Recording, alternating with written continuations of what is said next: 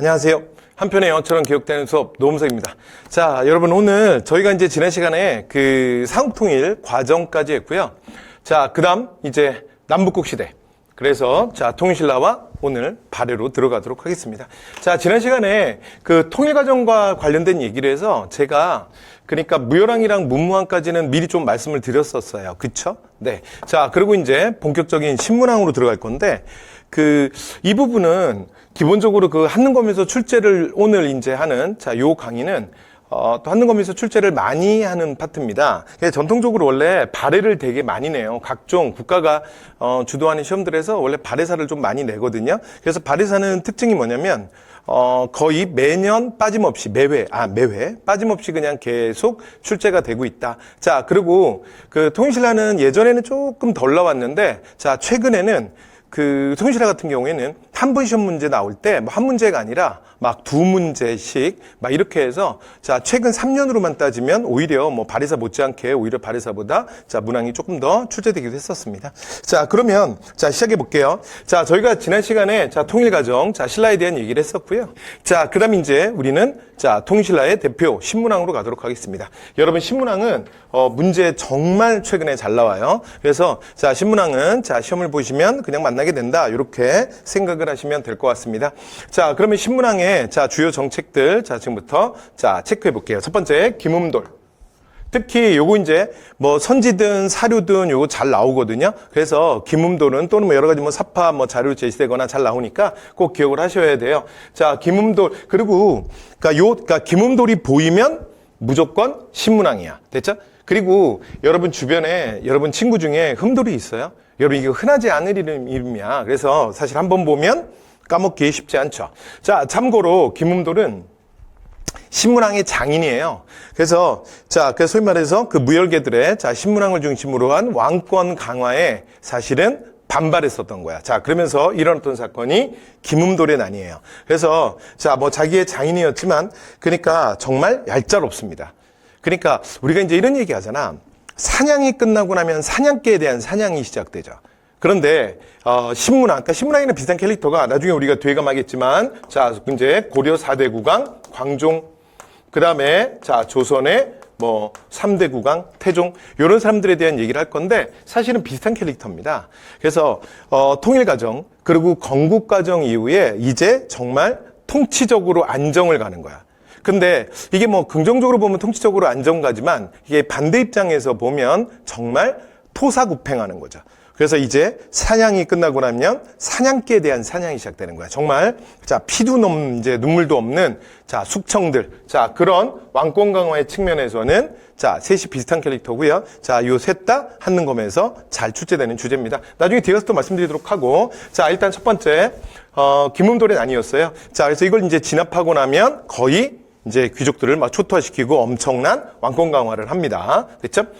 자, 그래서 자, 그다음 토의제도 관료전의 지급, 그다음에 노급의 폐지인데 여러분 이 관료전이랑 노급은 어차피 요 다음 강의에서 요 강의가 끝나고 나면 우리가 바로 고대 경제 사회 쪽으로 갈 거거든요. 그래서 그때 제가 어차피 다시 말씀드려야 돼요. 그래서 여기서 조금만 미리 말씀드리고 가면 자, 이건 신문항에서 굉장히 시험에 잘 나오는 선지예요. 자, 관료전을 지급하고 노급을 폐지하였다.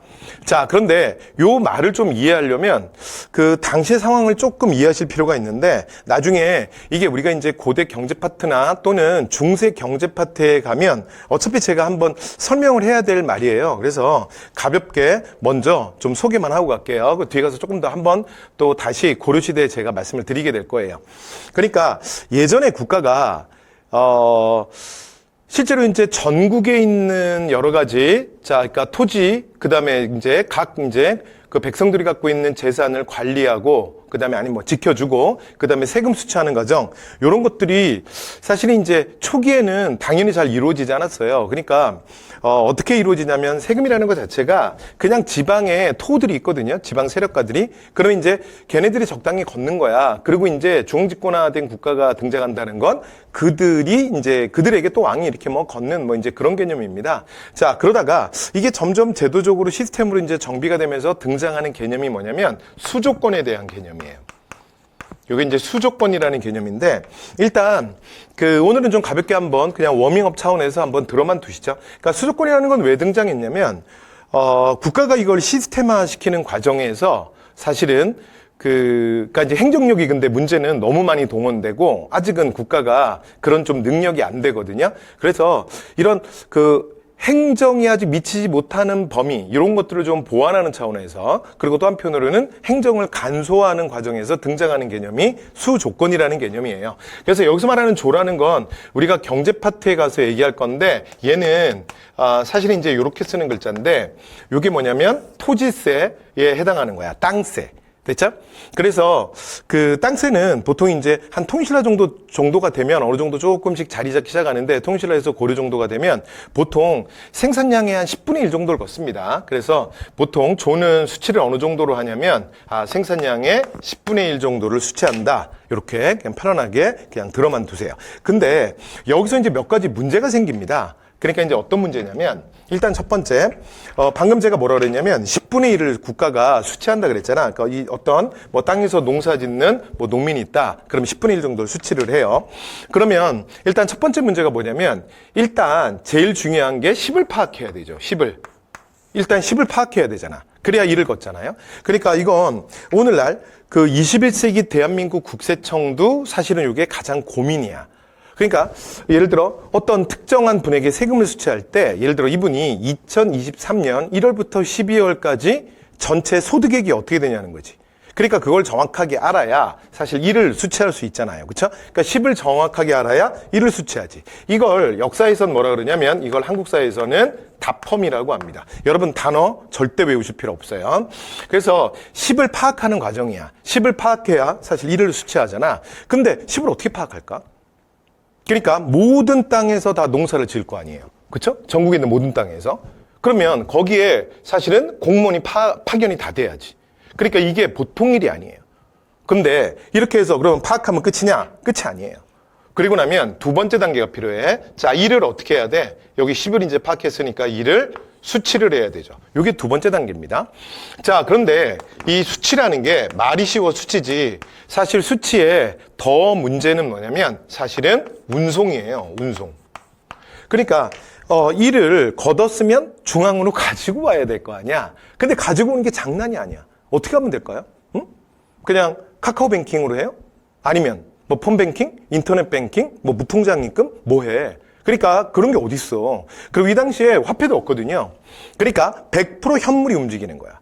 그런데 우리는 또 국토의 70%가 산지잖아. 그리고 교통도 많이 발전하지 않았죠. 그러니까 이 수취하고 운송하는 요 과정이 사실은 장난이 아니에요. 이 상황 자체가 일단 장난이 아니거든. 그래서 이렇게, 그러니까 1, 2번 이거 자체도 엄청나게 사실은 복잡한 과정이죠.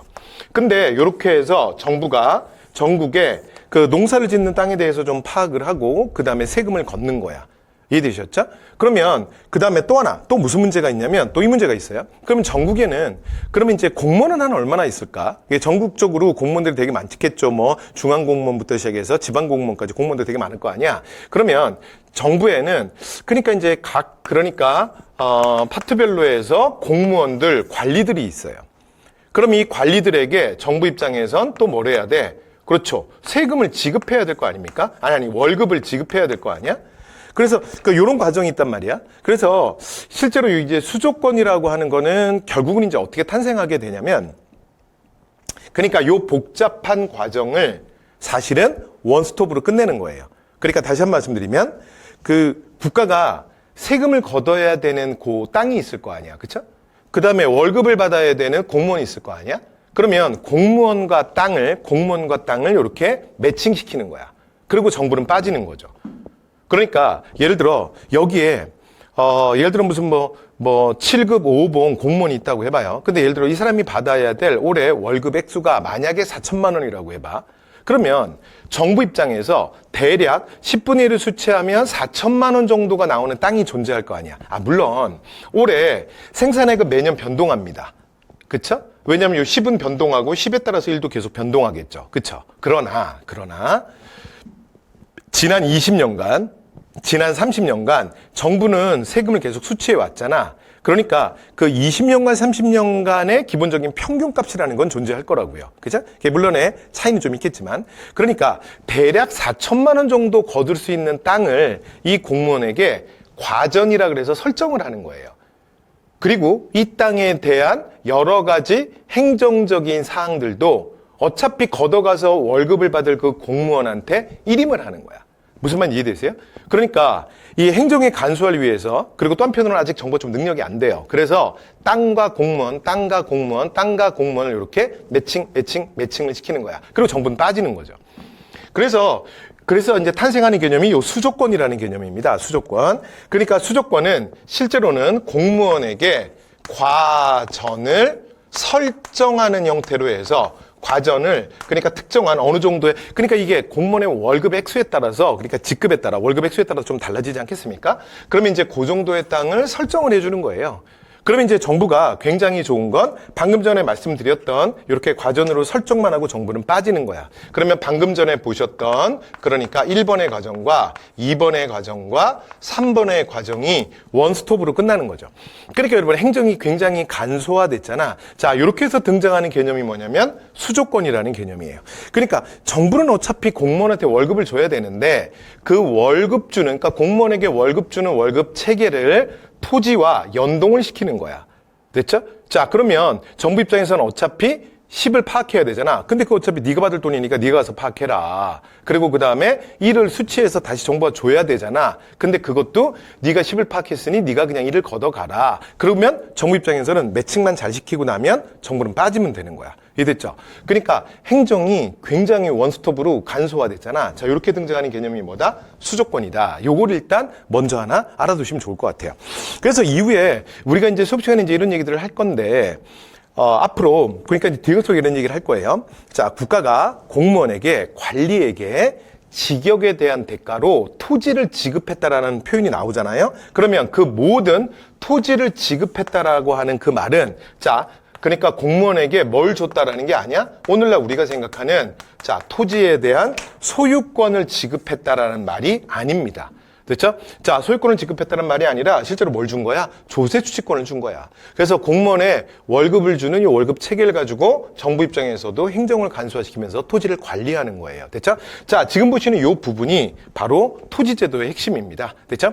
그래서 그 원형이, 자, 지금 어디에 등장하냐면, 자, 이미 통일신라 때부터 그런 형태들이 조금씩, 이제 왜냐면, 이제 지방에 있는 토들에게 그냥 왕이 그냥 받다가 어느 정도 전체적인 좀 장력을 갖기 시작하거든요. 그래서 아직은 좀 부족하지만 이런 모습들이 등장하기 시작하는 거야. 자, 그러면 자, 기본적으로 이제 우리 그러면 토지제도의 가장 기본 개념 수조권이 뭔지 아셨죠? 나중에 유익기는 고려사에서 그러니까 이제 경제 파트에서 다시 올 거고 특히 전식과 과조법 얘기할 때 이 얘기는 다시 하게 될 거야. 자, 기억나시죠? 그리고 저 갈 거예요.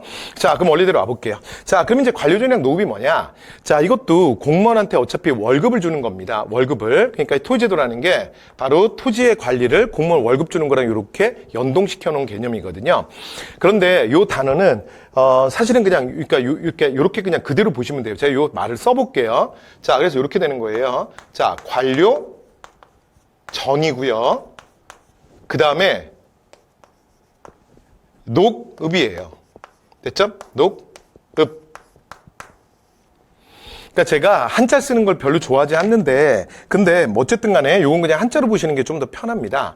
그러니까 결론이 뭐냐면 자, 공무원에게 똑같이 월급을 주는 거야. 그런데 자, 여러분 한국사에서 앞으로도 이제 우리가 수업을 할 때 이런 얘기를 할 건데 저렇게 그러니까 밭전자가 나오잖아요. 그러면 여러분 밭으로 읽는 것이 아니라 한국사에서는 그냥 땅이라고 읽는 거예요. 됐죠? 네, 그래서 다시 해볼게요. 공무원들한테 주었던 땅에 대한 권리, 뭐 이런 얘기야. 됐죠? 자, 그래서 땅, 이렇게 읽으시면 되고요. 자, 그 다음에 여기 이제 두 번째 읍자입니다. 요 읍자는 뭐냐면 얘는 고을읍자예요. 마을읍자. 그래서 자, 보시면 결론이 뭐냐면 이런 얘기야. 그러니까 국가 공무원들, 요 관료들에게 그러니까 월급으로 주는 게 녹이죠. 그렇죠? 그러니까 요 관료라는 얘기랑 녹이란 말은 어차피 같은 말이야. 그러니까 그냥 지우면 되고요. 그러니까 결론은 그러니까 이제 지금 국역의 담당자 공무원들한테 관리들한테 국가가 전을 줬느냐 읍을 줬느냐야. 이해됐죠? 자, 그러면 전이라는 건 방금 전에 말씀드렸던 것처럼 자, 여기는 뭐냐면 바로 토지에 대한 권리를 주는 거예요. 그래서 조금 전에 이제 말씀드렸던 요 수조건에 사실은 기본적인 좀 원형이 나오는 거야. 됐죠? 그러니까 사실 요 수조건은 조금 더 시간이 지나면서 조금 더 굳혀야 되는 개념이고, 어쨌든 근데 결론은 뭐 그냥 저런 형태입니다. 그러니까 대충 이해가 되셨죠? 그래서 토지에 대한 권리를 주는데, 근데 문제는 뭐냐면 여기처럼 지금 읍을 주잖아요. 그러면 읍이라는 건 고을 안에는 무슨 일이 벌어지냐면 여기에 당연히 토지도 있죠. 그리고 여기에 수많은 현물들, 그러니까 특산물들도 있어요. 그 다음에 여기 제일 끝내주는 게 뭐냐면 여기엔 뭐도 있냐면 인간이 있어요. 인간. 그리고 특히 인간 중에도 뭐다? 인간의 노동력이 있습니다. 그런데 만약에 특정한 마을을 통째로 받게 되면 무슨 일이 벌어지냐면 이 고을의 안에서는 사실은 내가 왕이나 다를 바 없어요. 그래서 그 인정에 대한 지배권, 사람에 대한 지배권까지 갔거든요. 그러니까 여기에 있는 이 노동력도 내가 징발할 수 있는 거야. 그러니까 사실 생각해 보시면 야, 읍이라는 게 끝내주는 거죠. 그렇죠? 그러니까 제가 만약에 국가공무원인데 제가 만약에 무슨 뭐 동작구를 만약에 관료전으로 받았다고 해봐요. 그러면 제 월급은 추수할 때가 되면 제가 동작구에 가서 자, 이제 사람들에게 10분의 1세를 쭉 걷어요. 그 사람 이제 소득이 얼마인지를 파악해서 10분의 1세를 쭉 걷어가. 그럼 제 월급이 되는 거야. 됐죠? 이게 관료전이에요. 근데 만약에 노급이라는 건 이런 거지. 근데 만약에 제가 영등포구를 만약에 노급으로 받았다고 치면 영등포구에서 세금 걷는 건 기본이고 거기에 있는 특산물, 그리고 더 끝내주는 건 영등포, 그러니까 구민들에 대한, 사람에 대한 제가 지배권까지 갖는 거야. 그러면 생각해보시면 영등포구에서는 제가 뭐 왕이나 다를 바 없잖아. 진짜 끝내주죠. 이게 뭐예요? 이게 노급이야. 이해되셨죠? 특히 이 노급은, 그러니까 이 노동력은 당시로서는 바로 뭐로도 바뀔 수 있냐면 실제로 군사력으로도 바로 전환도 가능했거든요. 그러니까 이게 중앙정부 입장에서는 사실은 굉장히 위협적인 거죠. 그렇죠? 자, 그러나 이전부터 노급은 계속 존재했어요. 그리고 실제로는 여러분 저희가 지금 공부를 하면서 그냥 편하게 들으세요. 요거 지금 제가 그냥 단어 뜻을 여러분 좀 이해시키기 위해서 말이 길어지는 거야. 그냥 사실은 그냥 외우세요. 그럼 나 그냥 금방 지금 벌써 내가 한 15분쯤 지금 또 이 얘기를 하고 있는 것 같은데, 그래서 이게 여러분 이해시키려고 말이 조금 길어지는 거야. 나중에 어차피 경제 파트 가서 또 해야 될 얘기여서. 자, 그럼 보세요.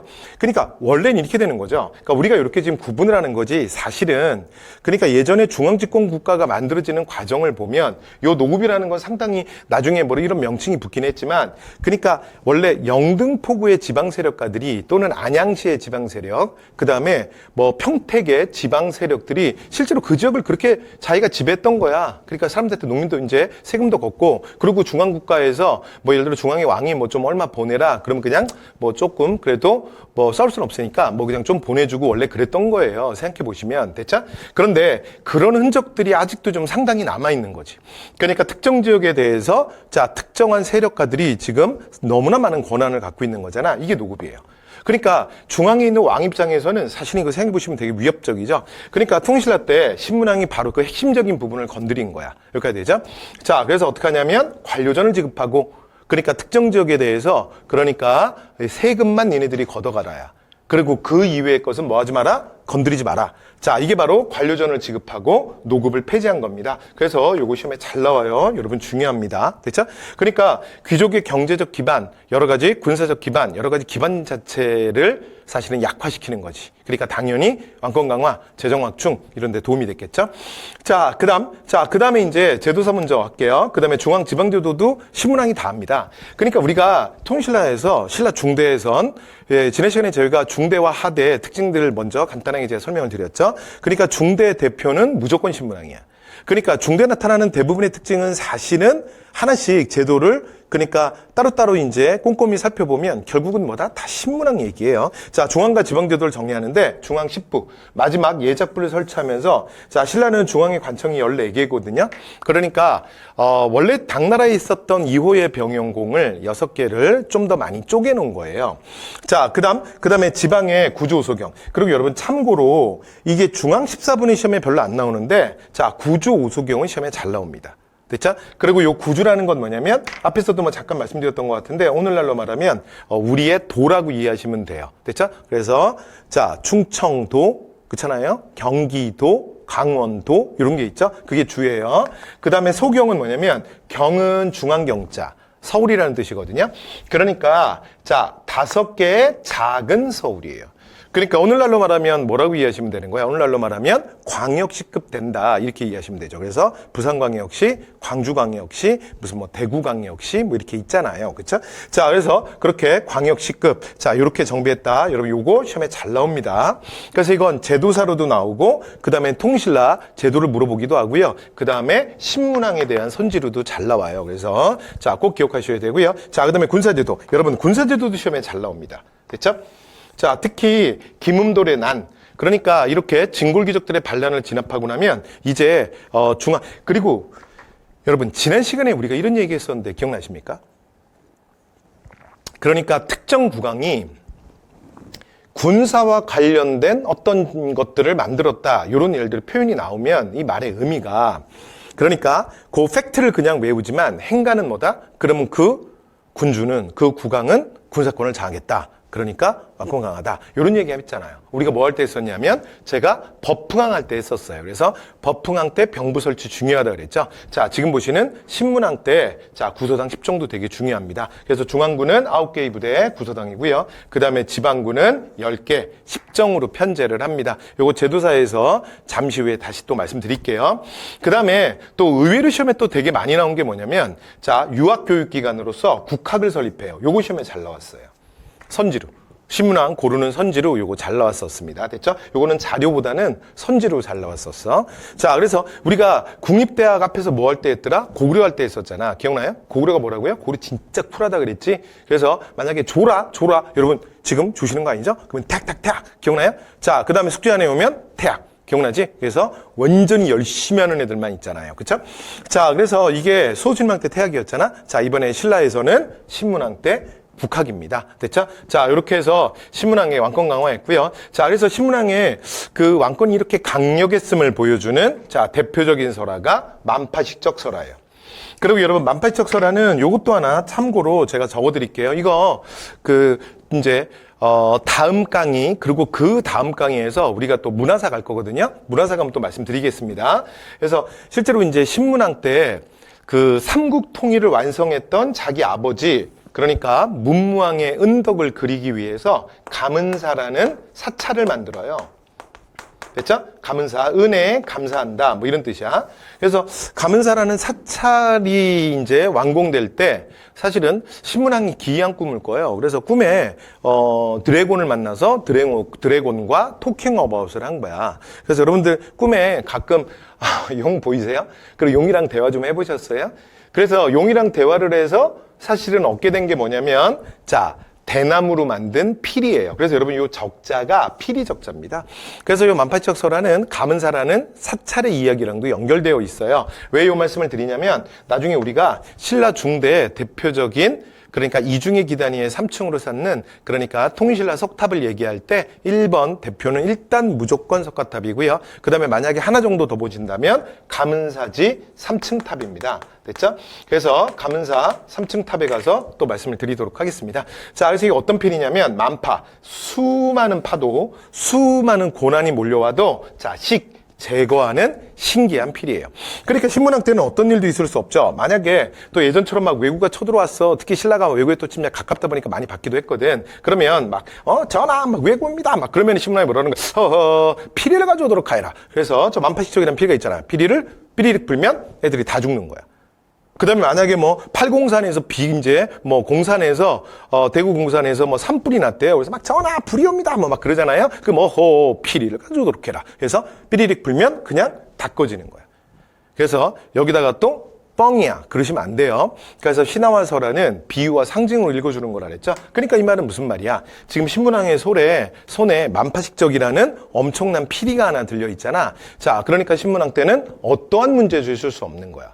왜냐하면 피리 한 번 불면 끝나잖아요. 그러니까 당시에 국가 권력이 얼마나 강했고 나라는 태평성대였는지를 보여주는 대표적인 설화입니다. 그래서 만파식적 나오면 굉장히 안정돼 있었던 자 어느 시대를 얘기하는 거야? 신문왕. 여기까지 됐죠? 자, 이렇게 해서 신문왕의 중요한 업적에 대한 말씀 다 드렸습니다. 자, 그 다음 나머지 구강들 갈게요. 여러분, 나머지 구강들은 그냥 가볍게 자, 보시면 됩니다. 자, 첫 번째 성덕왕인데요. 자, 성덕왕은 딱 하나만 기억하시면 돼요. 그리고 성덕왕은 실제로 뭐 단독 문제로 이렇게 출제될 만한 주제는 아니고, 그러니까 오답선지로 아마 출제가 될 겁니다. 그래서 기출문제 풀어보시면 계속 눈에는 보이실 거야. 자, 성덕왕은 뭐만 기억하시면 되냐면, 아까 그러니까 신문왕은 공무원들한테 월급으로 토지에 대한 권리를 줬죠. 그쵸? 자, 근데 성덕은 이제 한 단계 더 나가서 여기서 정의라는 게 뭐냐면 일반 백성들이에요. 그래서 얘는 한자로 쓰면 이렇게 쓰는 글자야. 그래서 그냥 편안하게 들어두세요. 자, 그래서 앞으로 그러니까 한국사에서 이렇게 요 글자가 나오면 제이라고 읽는 거 아니야. 그래서 뭐라고 읽는 거야? 정이에요. 그래서 저건 무슨 뜻이냐면 고물의 정이야. 고물애가 뭐야? 쟁기야. 그럼 무슨 뜻이야? 자, 밭에 나가서 쟁기 끄는 사람들이야. 그러면 밭에서 쟁기 끄는 건 누구예요? 주로 남자들이야. 그러면 남자들인데 나이를 보니까 몇 살이야? 16세에서 60세야. 그래서 저 정들에게 토지에 대한 일정한 권리를 줬다는 거예요. 됐죠? 자, 그래서 자, 성동왕 때 뭘 지급했다? 정전. 그래서 국가의 토지 지배권을 더 강화하고 국가의 권위를 더 높이는 거죠. 됐죠? 자, 그래서 그대로 읽을게요. 자, 덕이 성스러웠다. 그래서 한 단계 더 나가서 이제 누구에게까지도 땅을 줬다?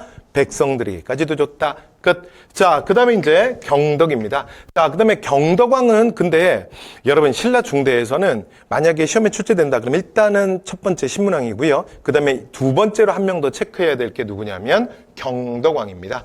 그래서 성덕왕은 어차피 업적이 요거밖에 없으니까 어차피 오답선지로 나올 거고 그 다음에 경덕은 근데 몇 가지 좀 확인하셔야 돼요. 왜 그러냐면 특히 또 경덕은 노력을 대빵 많이 했어요. 자, 그 경덕왕이 했던 노력들 좀 체크해 볼게요. 자, 첫 번째 한화정책. 그러니까 선진문물을 받아들여서 조금 더 시스템을 조금 더 변화를 시킨 거지. 발전시키려고. 그래서 지방행정구역이랑 그 다음에 중앙 뭐 관직명이랑 이런 것들을 선진국 다 중국식으로 변경을 합니다. 됐죠? 그래서 다 한자 표기를 해요. 그래서 좀 이따가 뭐 구조소경 잠깐 말씀드리겠지만 뭐 명주, 강주, 양주, 무주 뭐 이런 게 전부 중국식 표현이고 경덕왕 때 만들어진 겁니다. 됐죠? 자, 그 다음에 성덕대왕 신종. 그래서 자기 아버지 은덕을 기리기 위해서 성덕신자, 성덕대왕 신종을 제작합니다. 물론 근데 왕공 바로 전에 죽어요. 그래서 마지막 왕공은 해공왕 때 왕공이 됩니다. 자, 모르셔도 됩니다. 자, 그 다음에 불국사, 그 다음에 석굴암 이런 것들도 건립을 해요.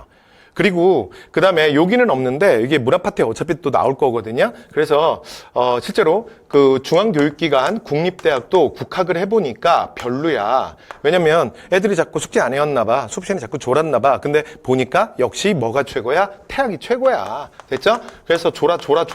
그러면 태학. 이해됐죠? 자, 그래서 태학 또는 태학 감이라고 바꿉니다. 이건 나중에 문화파트에 있는데 그냥 여기서 같이 말씀드린 거예요.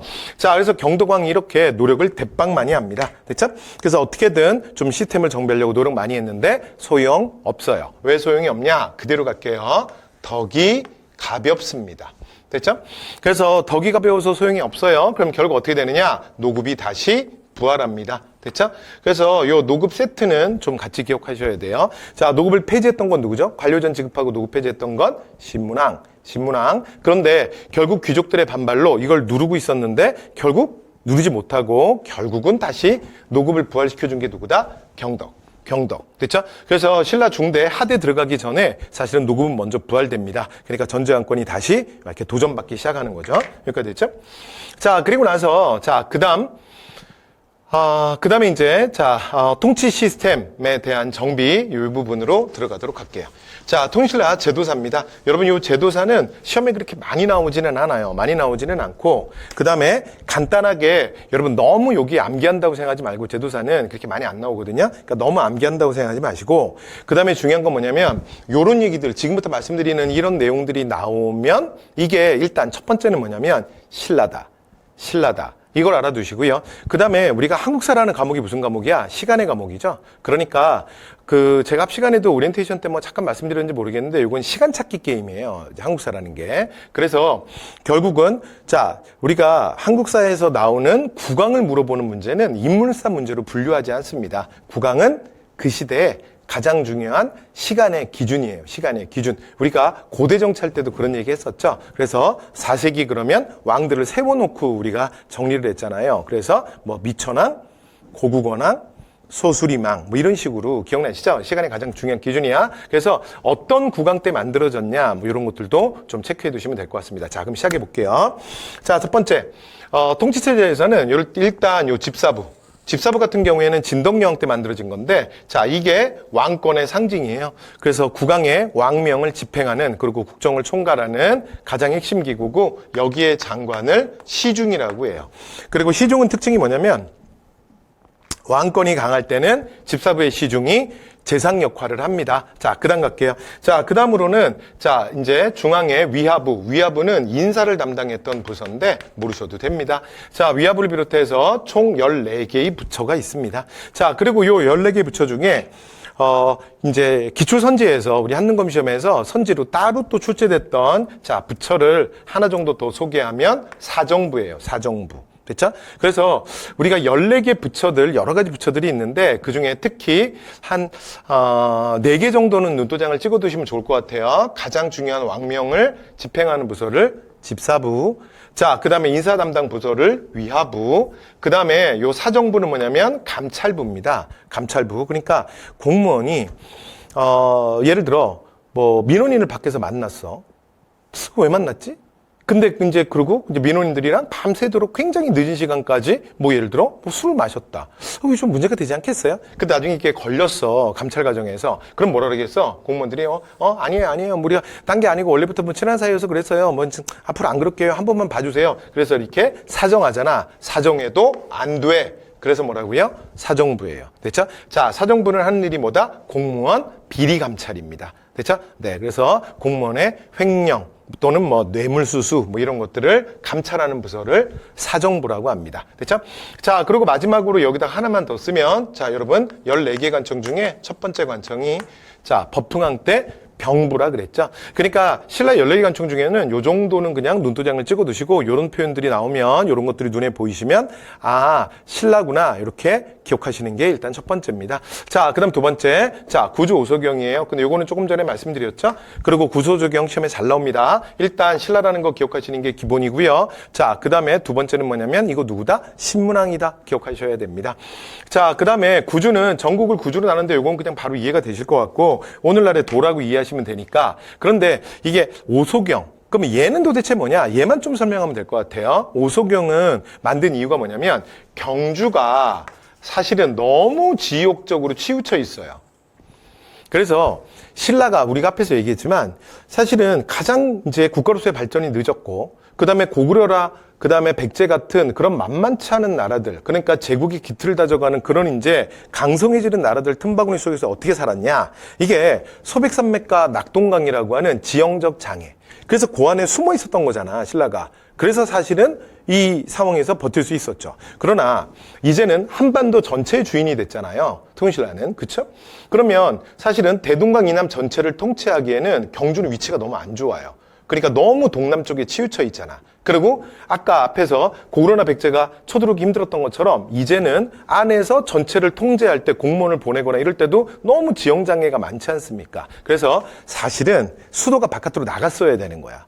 그래서 그거를 신문왕이 조금이라도 나가자. 그래서 이제 달구벌, 대구 쪽으로 원래 나가려고 했거든요. 근데 귀족들의 반발에 부딪혀서 실제로 신문왕도 못한 게 있어요.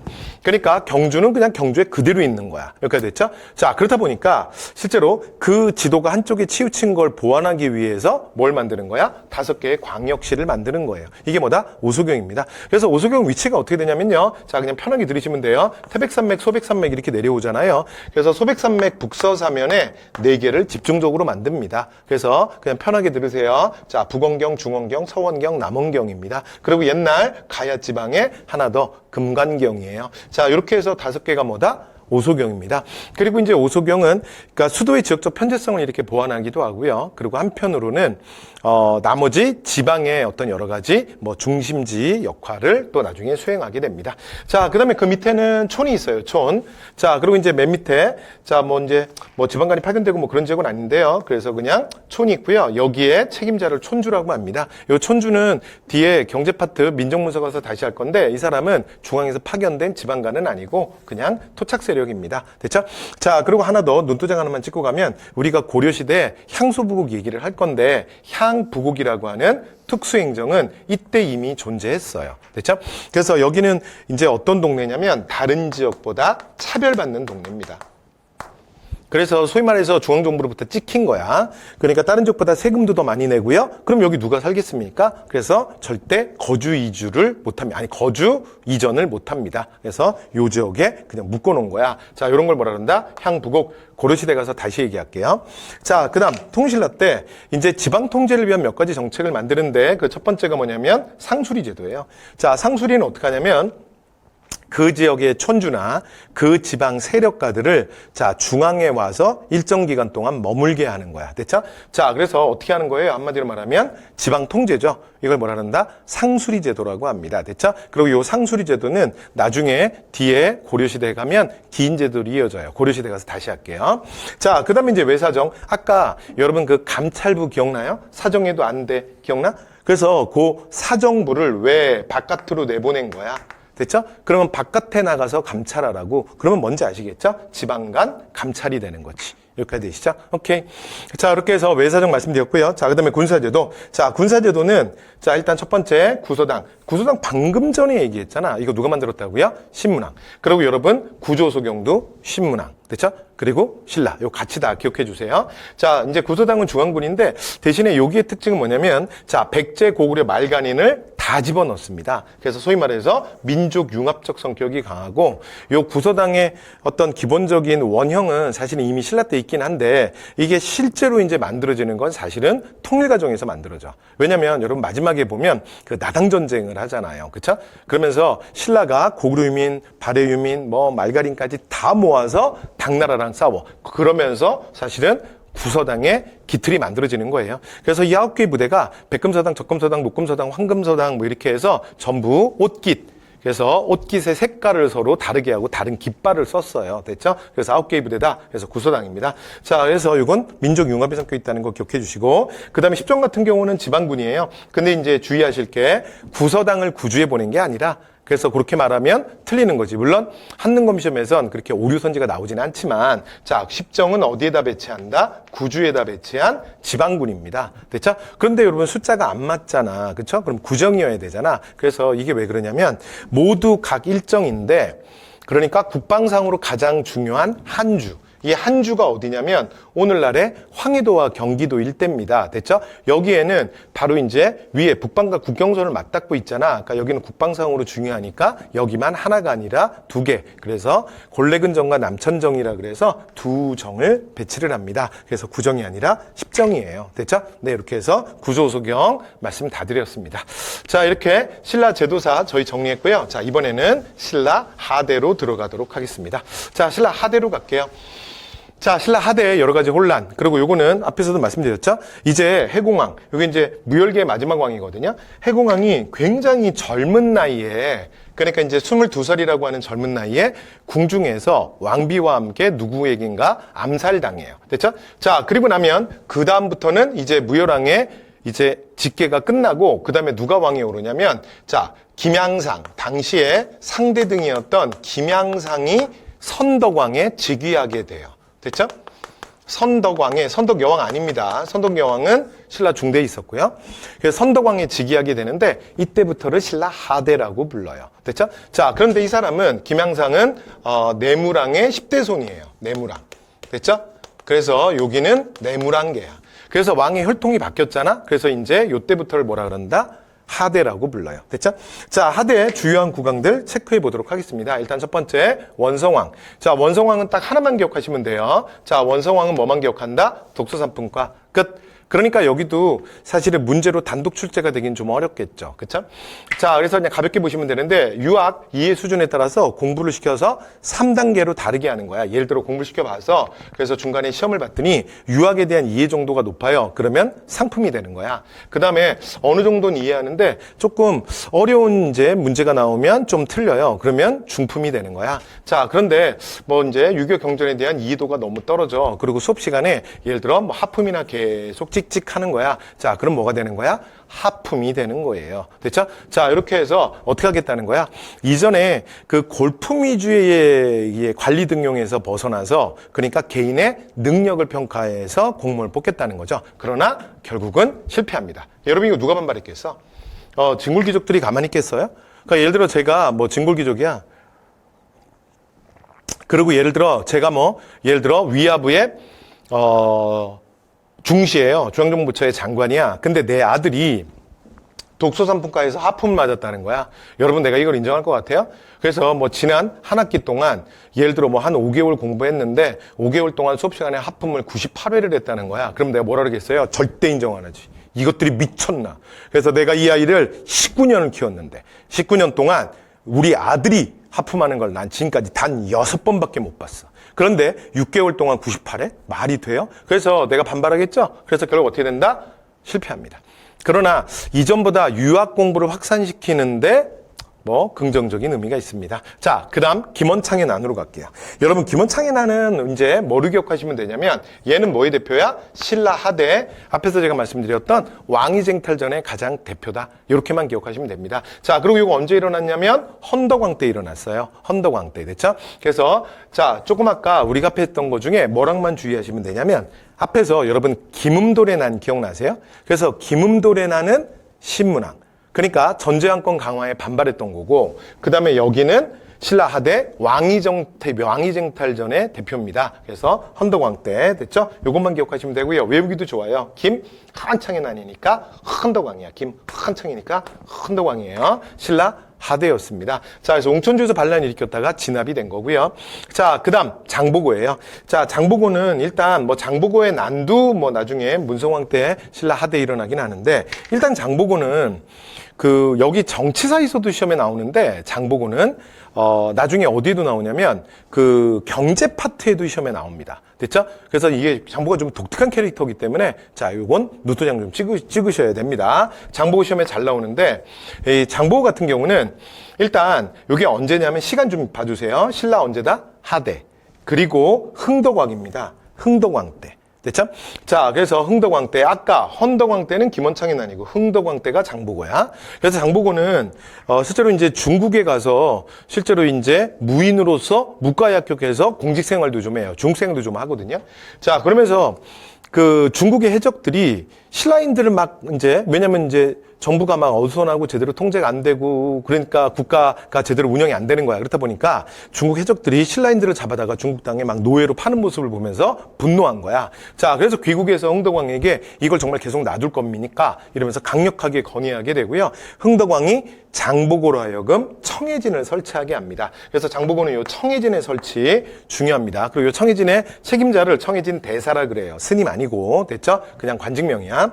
자, 청해진의 대표. 그리고 이 청해진은 어디냐면 오늘날의 완도입니다. 완도. 됐죠? 자, 완도에 청해진을 설치하고, 그 다음에 중국 해적들로부터 이제 신라인들을 보호할 수 있도록. 됐죠? 자, 이렇게 해서. 그런데 나중에 장보고가 요 정도로 끝나는 게 아니라, 그 다음에 어떻게 되냐면 여기서 강력한 세력이 돼요. 그러면서 이제 우리가 뭐라 그러냐면 강력한 해상 세력으로 성장한다. 이런 표현을 쓰거든요. 그래서 나중에는 거의 정부 통제 바깥으로 나가요. 그래서 정부의 통제도 안 되고 나중에 아예 중국, 일본, 이제 대중국무역, 대일본무역 이런 것들을 거의 독자적으로 하는 해상 왕국을 만들게 돼. 그리고 이후에 신라 하대에 등장하는 호족의 거의 선배. 효식격 된다. 그래서 장보고 노트장 하나 찍어두세요. 특히 장보고가 경제 파트에서도 중요한 이유는 뭐냐면 그러니까 우리가 이제 조선 후기 정도 되기 전까지는 모든 국가무역이라는 건 사실은 국가 통제 속에서 이루어져요. 그래서 왕족과 귀족의 필요에 의해서. 자, 그런데 또는 국방상이라든가 그런 필요에 의해서 이루어지는데 근데 이 민간 사실은 국제교육이라는 건 항상 국가 통제 속에서 사실은 물론 없었던 건 아닌데 이렇게 사실은 그러니까 자기 마음대로 막 하지는 못하거든요. 근데 장보고는 굉장히 특이한 케이스야. 신라 하대, 그러니까 통제력이 약한 상황에서 장보고라는 사람이 등장을 한 거죠. 됐죠? 자, 그리고 나중에 중국과도 교육을 많이 하고요. 중국 쌈뚱에, 자, 쌈뚱에다 뭘 만드냐면 요거 하나만 쓰고 가시죠. 법화원이라는 굉장히 거대한 사찰도 만들어요. 됐죠? 그러니까 요거는 정치뿐만이 아니라 경제사에서도 나올 얘기라, 자, 함께 말씀드렸습니다. 경제 파트에 가선 기억나시죠? 그러고 갈 거예요. 그리고 이후에 중앙정치에도 좀 외척이 되려고 개입을 하다가 결국 문성왕 때 사실은 염장에 의해서 암살당합니다. 됐죠? 요 사건을 우리가 장보고의 난이라고 하는데 요건 뭐 가볍게 보시면 될 것 같습니다. 자, 이렇게 장보고 얘기 말씀드렸고요. 자, 그 다음 이제 신라 하대의 대표예요. 여러분, 신라 중대의 대표는 누구라 그랬어? 신라 중대의 대표는 신문왕이다. 이런 얘기했죠. 자, 그럼 신라 하대의 대표는 9세기 말 진성여왕입니다. 됐죠? 신라 하대의 대표 누구야? 진성여왕. 됐죠? 자, 그래서 여러분 통신라 그러면 일단 중대, 무열계 직계들이 왕위를 계승하는 왕권 강화 시기. 됐죠? 시스템 정비하는 그때 대표가 누구야? 신문왕. 그 다음에 신라 하대는 뇌물방계들이 왕위를 이제 계승하면서 왕위 쟁탈 전 지방에 대한 통제력도 악화되고 그 다음에 국가 시스템이 완전히 무너져가는 이런 암울한 시기죠. 그 시기의 대표가 누구다? 진성여왕. 됐죠? 자, 진성여왕은 일단 제가 시간 순서대로 그냥 편하게 한번 얘기해 볼게요. 일단 첫 번째는 왕위에 오르고 나서 이런 뭐 문화, 지능 이런 쪽에 좀 관심이 있었던 것 같아요. 그래서 위원과 화상에게 자, 향가집을 만들게 해요. 향가. 됐죠? 요걸 뭐라 그러냐면 3대목이라고 합니다. 됐죠? 그러니까 기존까지 있었던 모든 향가들을 쫙 모은 거예요. 됐죠? 요걸 뭐라 그래? 3대목. 됐죠? 3대목을 편찬시키는데 그런데 오늘날 안타깝게 이게 전하지는 않습니다. 됐죠? 오늘날 향가가 전하는 건 삼국유사에 가장 많이 전해요. 삼국유사에서 14개가 전하고 그 다음에 고려 초기에 그 광종식의 승려였던 균여가 썼던 그러니까 균여전에 그러니까 11수 그래서 합쳐서 25수만 전합니다. 자, 이렇게 해서 3대목에 대한 말씀드렸고 자, 그 다음부터는 다 암울한 얘기들이야. 자, 첫 번째 원종과 애노의 난이라는 게 일어나요. 원종과 애노의 난이 이게 사벌주에서 일어납니다. 사벌주. 됐죠? 그래서 오늘날의 경상도 상주입니다. 그런데 이게 굉장히 컸어요. 그래서 이제 물론 정말 힘들게 진압되긴 하는데 이 원종과 애노의 난 이후에 어떻게 되냐면 전국적으로 농민봉기가 일어나요. 됐죠? 자, 전국적으로 농민봉기. 정말 못 살겠다. 그러고서는 전국적으로 농민봉기들이 막 일어나게 돼요. 그러면서 나중에는 뭐 적고적의 난 이런 것까지 일어나. 적고적은 뭐냐면 빨간 바지 도적단이야. 그래서 뭐 자기가 한 팀인 걸 표시하기 위해서 다 같이 그냥 빨간 바지를 함께 입었어. 그래서 사실은 저도 젊었을 때 원색 옷 좋아했는데 뭐 그래서 파스텔 톤 옷 이런 것도 많이 사고 그랬었는데 저도 막 이렇게 빨간 바지는 별로 사지 않았어요. 근데 여러분 남자들이 빨간 바지 단체로 입고 다니면 뭐 볼만했겠죠. 그러니까 나름 이렇게 뭐 유니폼도 맞춘다는 거야. 이러면서 이제 점차 이렇게 반란이 확산되고요. 자, 그러는 과정 속에서 이제 누가 등장한다? 호족이 출현하게 됩니다. 됐죠? 요 호족이 출현하는 게 언제야? 바로 진성여왕이에요. 이 호족이라는 건 뭐냐면 중앙정부로부터 이제 통제받지 않는 소위 말해서 반독립적 세력이야. 그러니까 자신의 성에 성을 쌓아서 이들은 자신을 뭐라고 부르냐면 성주라고 불러요. 또는 자기가 군대를 끌고 다녀. 그러면서 자기를 뭐라고 불렀냐면 장군이라고 불러요. 됐죠?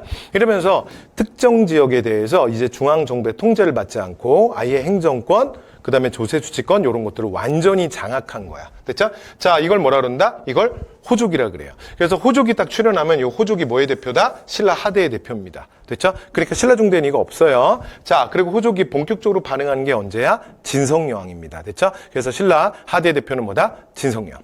자, 이런 어려운 상황 속에서 당시에 중국에서 굉장히 높은 관직을 지내고 그러니까 중국 당나라가 굉장히 국제적인 나라거든요. 그래서 중국 당의 특징이 뭐냐면 굉장히 국제적 문화야. 그리고 그 국제적 문화를 가장 잘 보여주는 게 장안입니다. 그래서 당나라의 수도죠. 근데 우리가 이제 당을 얘기할 때 물론 이제 당나라가 뭐 한 300년 있었지, 뭐 한 200년 이상 가지만 보통은 우리가 당을 보통 뭐라 그러냐면 8세기 왕조 뭐 이렇게 불러요. 그래서 장안이라는 데는 8세기 세계 3대 도시 중에 하나예요. 그러니까 장안에 있는 인구만 100만이 넘었어요. 그래서 우리가 그 천년 로마 제국의 수도 비잔티움, 그리고 아바스 왕조의 수도 바그다드와 함께 장안은 세계 3대 도시.